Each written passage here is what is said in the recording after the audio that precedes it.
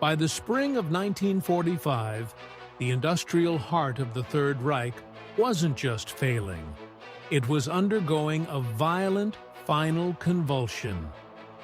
The great U-boat bunkers, those cathedral-sized slabs of reinforced concrete, had become tombs for a fleet that could no longer put to sea.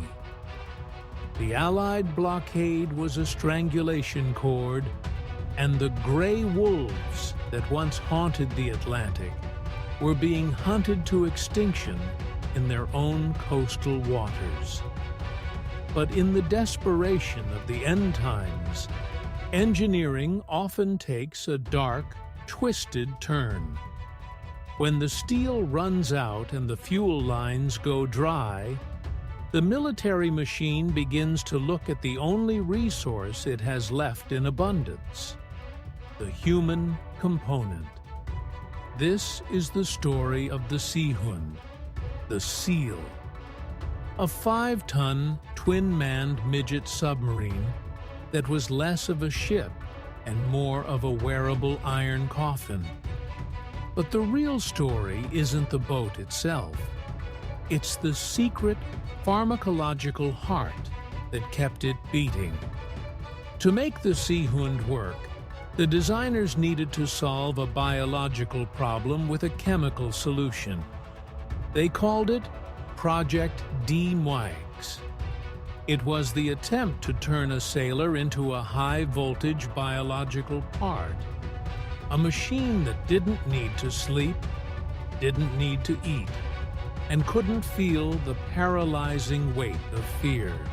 The Seehund was the ultimate product of a total war economy. In a standard shipyard, a Type 7 U-boat took 9 months to build. A Seehund could be hammered together in a few weeks. These weren't built by master shipwrights. They were assembled in inland factory halls by workers using components borrowed from the civilian world. The heart of the craft was a Bussingnag diesel engine, the exact same 60-horsepower unit used in heavy cargo trucks on the Eastern Front. It was loud. It vibrated with a bone-shaking frequency. And it was never intended to operate in a pressurized, airtight tube. Inside the hull, space was the most expensive luxury. 2 men sat in a cabin that offered roughly 5 cubic meters of volume. To put that in perspective, imagine sitting inside a small SUV with another person, surrounded by high-pressure oxygen tanks, leaking fuel lines, and a vibrating diesel engine, then sealing all the windows and doors for 5 days. There was no head, no galley, and no place to lie down. If you moved your arm too quickly, you'd hit a valve that could flood the boat in seconds.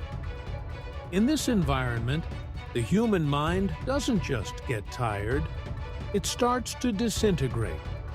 Carbon dioxide levels would climb, the smell of unwashed bodies and diesel exhaust would become a physical weight, and the sensory deprivation of the deep ocean would begin to claw at your sanity. But the missions for these swimming insects were designed to last 100 hours. The math of human endurance simply didn't add up. To solve the exhaustion gap, the German Naval Command didn't turn to better ventilation or more comfortable seats. They turned to the laboratory. They needed a chemical bridge that could keep a human brain functioning at 100% capacity long after the body had shut down. The result was Project D9. This was a pharmacological master key, an experimental endurance cocktail that combined multiple heavy-hitting stimulants into a single high-potency dose.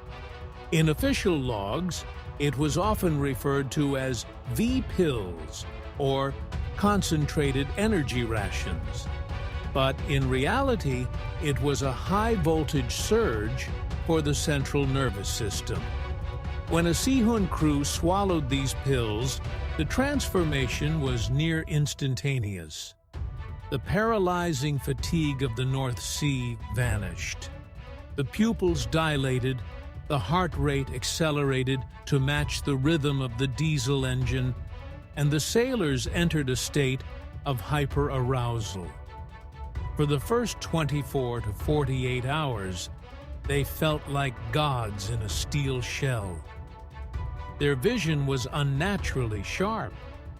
They could track a shadow on the horizon or a needle on a gauge with absolute precision. They didn't feel the hunger in their stomachs or the freezing cold of the condensation dripping down their necks. They had become, for a brief window, the perfect biological components of the Seehund machine. But biology always collects its debt. By the third or fourth day, the God complex of Project D9 would begin to fracture. The very drugs that provided the focus now began to distort reality. In the absolute silence of a submerged Seehund, the crew would begin to experience sensory ghosts. Sailors reported seeing phantom ships on the sonar, ghostly armadas that didn't exist. They heard voices whispering in the hum of the electric motor. Some believed they saw a third man sitting in the tiny cabin with them, watching from the shadows behind the engine block. The crash was even more lethal. When the chemical stimulation finally hit its limit, the sailors didn't just get sleepy. They entered a state of catatonic collapse. Many Seehunds were found months or even years after the war, their hulls perfectly intact, their torpedoes still clamped to their sides. Inside, the crews were simply gone, either suffocated in their sleep as the oxygen ran dry, or slumped over their controls in a drug-induced coma they never woke up from. They were no longer hunters. They were ghost ships, drifting silently through the English Channel until the sea eventually claimed them. The Seehund program was the final desperate gasp of an industrial complex that had run out of steel but still had an endless supply of human lives to burn. It represents the ultimate intersection of engineering and ethics, the moment where the machine stops being a tool for the man, and the man starts being a spare part for the machine. Today, these rusted hulls sit in quiet museums, stripped of their engines and their secrets. They look small, almost harmless. No, they are silent monuments to a time when humans were treated as disposable biological fuel. What do you think of this biological upgrade? Was Project D9 a brilliant tactical necessity or the ultimate industrial crime against its own soldiers? Drop your thoughts in the comments below. The debate starts now. If you want to keep exploring the rusted, gritty secrets of history, hit the subscribe button and like this video. The engine of history never stops, and we are just getting started.